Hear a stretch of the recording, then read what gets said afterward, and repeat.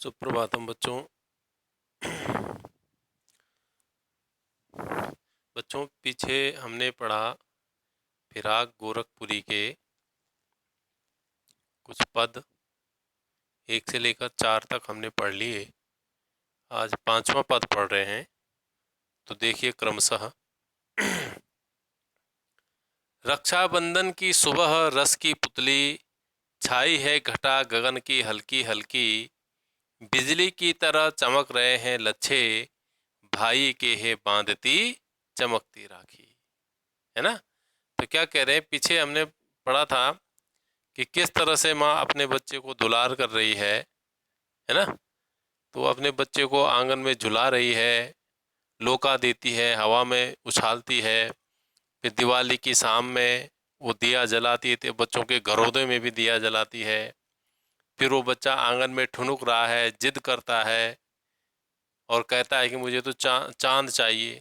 तो माँ उसके हाथ में आईना दे देती है और दिखा देती है कि देख आईने में देख चांद उतर आया है ना। तब उसी का ये अगला पद है। तो इसमें क्या कह रहे हैं, रक्षाबंधन की सुबह रस की पुतली, छाई है घटा गगन की हल्की हल्की। अब रक्षाबंधन का वर्णन कर रहे हैं यहाँ पर। तो रक्षाबंधन कब आता है? सावन के महीने में। और सावन में क्या होता है, आसमान में बादल छाए रहते हैं, है ना, और हल्की हल्की बारिश होती है। तो आज यहाँ पर रक्षाबंधन के वर्णन करते हुए भी क्या हो रहा है, रक्षाबंधन की सुबह रस की पुतली। रस की पुतली जो उसकी छोटी बहन है ना, रस से भरी हुई है, प्रेम से भरी हुई है, ऐसे प्रेम रस का प्रवाह उसमें हो रहा है।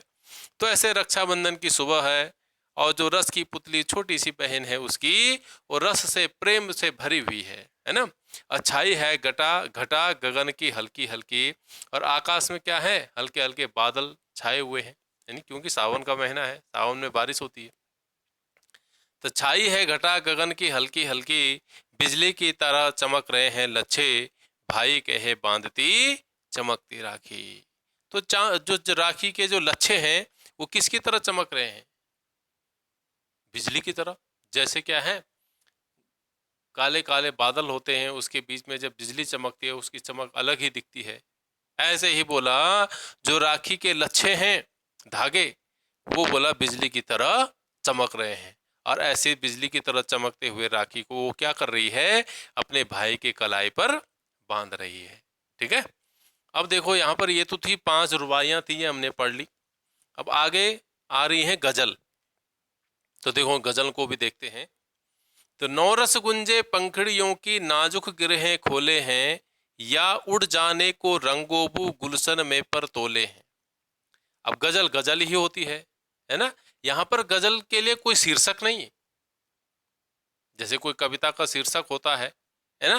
तो यहाँ पर कविता शायर शेर तो कर रहा है, लेकिन क्या है, गजल है। तो गजल एक अलग विधा है। गजल अपने आप में पूर्ण होती है, क्योंकि जैसे कविता होती है तो कविता शुरू होती है, वो कहानी नुमा होती है और उसी का लास्ट में अंत होता है। लेकिन गजल अपने आप में ही पूर्ण है। एक गजल का अर्थ दूसरे गजल में नहीं जाता है, ये गजल की विशेषता होती है ना। तो ये जो पहली गजल है अपने आप में पूर्ण है, दूसरी गजल आएगी वो भी अपने आप में पूर्ण होगी। तो पहली गजल का अर्थ दूसरे गजल में नहीं जाएगा। तो देखेंगे आप यहाँ पर। तो यहाँ पर क्या कह रहे हैं, नौरस गुंजे पंखुड़ियों की नाजुक गिरहें खोले हैं, या उड़ जाने को रंगोबू गुलशन में पर तोले हैं। नौरस मैंने नया रस, और नौरस में नौरस भी होता है। नौरस मैंने नौरस 9, यानी कि रस कितने होते हैं काव्य में, साहित्य में 9 रस होते हैं, है ना।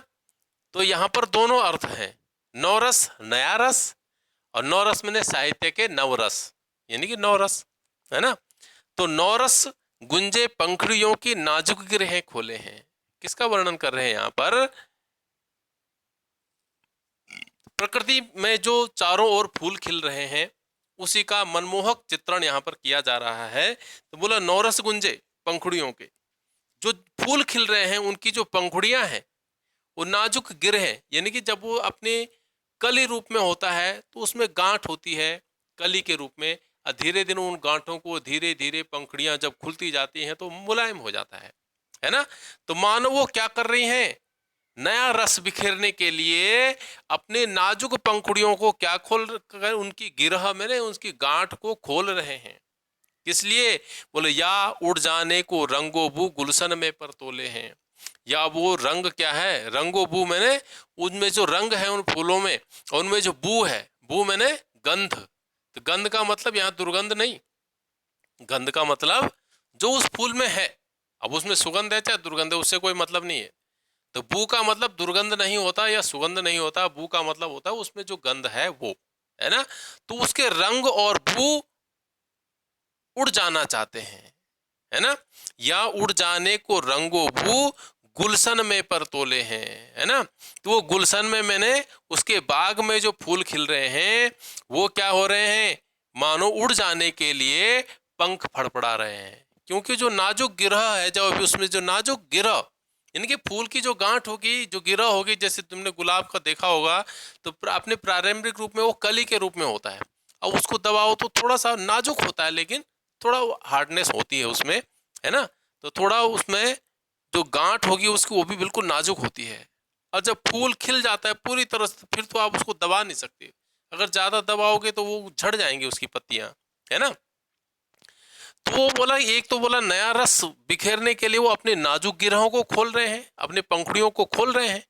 या फिर बोला वो अपने रंगबू को उड़ा देना चाहता है, चारों ओर बिखेर देना चाहता है, चारों ओर उसके रंग और बू को फैला देना चाहता है ना। तो उसके लिए बोला मानो उसके पंख क्या हो रहे हैं, फड़क रहे हैं, फड़फड़ा रहे हैं। गुलशन में पर तोले, पर मैंने उसके पंख चारों ओर उनके अपने रंग और बू को बिखेरने के लिए वो अपने पंखों को फड़फड़ा रहे हैं। वो नाजुक गिरह खुल रही है ना, मानो वही उसके पंख हैं, वही फड़क रहे हैं चारों उस रस उस गंध को फैलाने के लिए, है ना। देखो अगला शेर देखो, तारे आंखें झपकावे हैं जर्रा जर्रा सोए हैं, तुम भी सुनो ओ यारो सब में सन्नाटे कुछ बोले हैं। क्या कह रहे हैं, तारे आंखें झपकावे हैं। तारे, तारे में ने जब रात हो जाती है तो आसमान में तारे आते होते हैं, है ना। और वो क्या कर रहे हैं, आंखें झपका रहे हो, जैसे टिमटिमाते हैं ना तारे, तो जैसे वो आंखें झपका रहे हो। और चारों ओर क्या होता है, जर्रा जर्रा सोए हैं, और एक एक कण कण प्रकृति का सोया हुआ है। प्रकृति में चारों ओर सन्नाटा है, चुप्पी है ना। तो चारों ओर जर्रा जर्रा उसका एक एक कण प्रकृति का सोया हुआ है, और आंखें झपका रहे हो। तारे ही मानो क्या है, आंखें झपका रहे हो। तो तुम भी सुनो ओ यारो सब में सन्नाटे कुछ बोले हैं। तो शायर कहते कि अरे यारो तुम भी सुनो। क्या सुनो? बोलो सब में सन्नाटे कुछ बोले हैं। सब मैंने रात, ये रात का जो सन्नाटा है ये भी कुछ कहता है, कुछ कहता है, मैंने कुछ एहसास दिलाता है। अर्थात रात के सन्नाटे में बैठे तो उसका एक अलग ही आनंद है ना। तो मानो शायर यहां पर कहना चाहता है उस सन्नाटे को भी महसूस करो। वो सन्नाटा भी कुछ बोल रहा है। जो कुछ महसूस होता है इसका मतलब कुछ ना कुछ संदेश दे रहा है, कुछ ना कुछ बोल रहा है।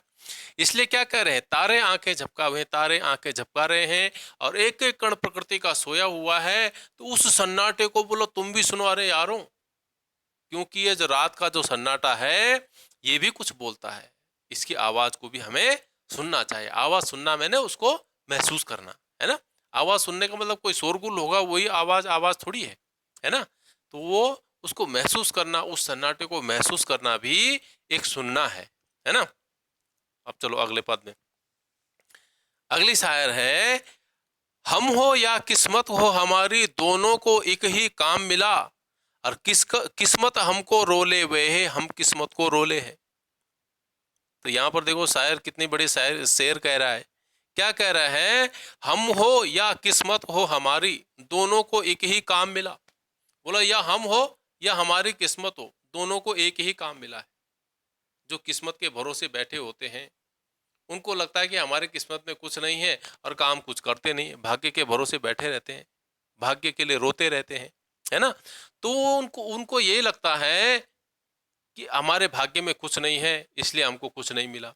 ये नहीं कि हमने कुछ किया ही नहीं इसलिए हमको कहां से मिलता।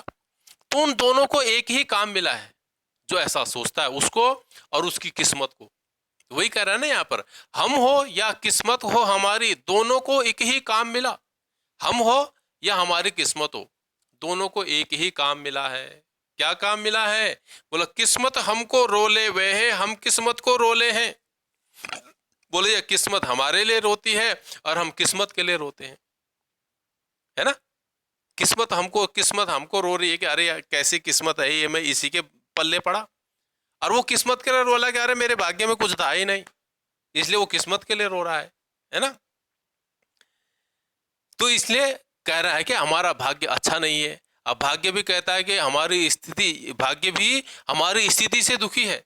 हमारा जो भाग्य हमारी स्थिति से दुखी है, हमारी सोच से दुखी है। हम जो सोचते हैं वो हमसे दुखी है और हम भाग्य के लिए दुखी है। ये भाग्य कैसा भाग्य है मेरा, है ना। तो दोनों को बोला एक ही काम मिला है, किस्मत हमारे लिए रोती है और हम किस्मत के लिए रोते हैं, है ना।